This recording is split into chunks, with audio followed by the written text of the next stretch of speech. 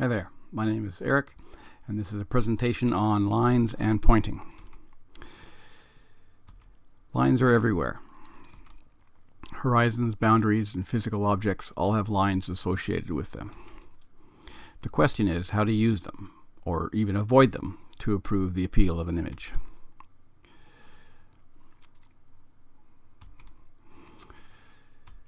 A short line can draw your eye towards some feature. It doesn't have to go to the item, just direct your vision in that direction. Any single line or multitude of them can have that effect. Lines don't always add value. Lines can detract from a photograph even though they may help a subject stand out. Pay attention to lines that point to or go behind important parts of your scene in a distracting way. This includes both natural and man-made lines. This is my daughter and I at Disneyland. The Ferris wheel looks kind of like a sombrero. Lines should help to draw your eye towards a significant point in the image. Consider using the rule of thirds in placing both lines and subjects affected by them. Other examples of lines drawing your eye. Here you can see the lily pads, the way that they bend around the corner and draw your eye to the distant. Here the kayak is pointed towards the mountain in the background. Here we've got the crack in the rock and the edge of the rock drawing your eye towards the cactus, plus as well the shadow and the crack in the shadow. The waves drawing your eye and the shoreline, the debris there. Paths, rivers, and shorelines. Use conveying property of paths to draw your eye into the photo. Roads, railway lines, and natural transition areas such as rivers and beaches can be used in the same way.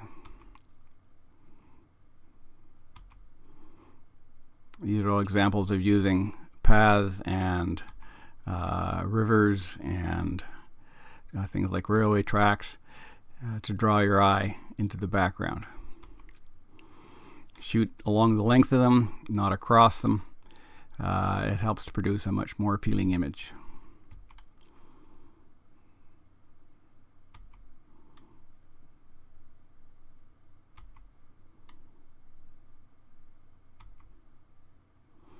Using lines and framing. Pay attention to lines associated with framing. Move yourself and or your subject in such a way as to take advantage of existing lines. This is an old railway trestle.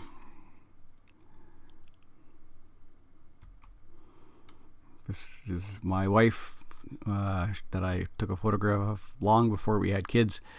You can see the path drawing your eye towards her, and the tree is framing a little bit. And this is another good example.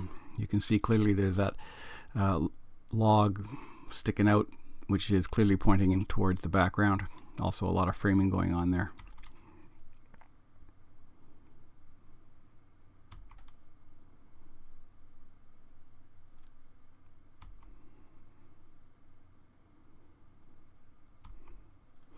Lines don't have to be straight.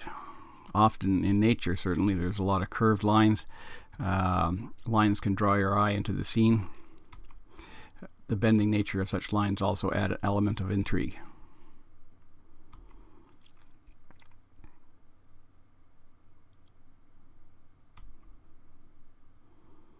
Lines not only act as a pointing device, they also help in framing.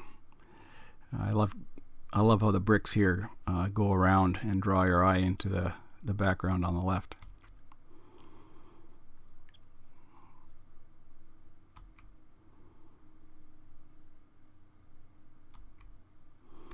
Thanks for watching. Really appreciate you taking the time to watch my video. Please feel free to email me or ask any questions. Thanks again.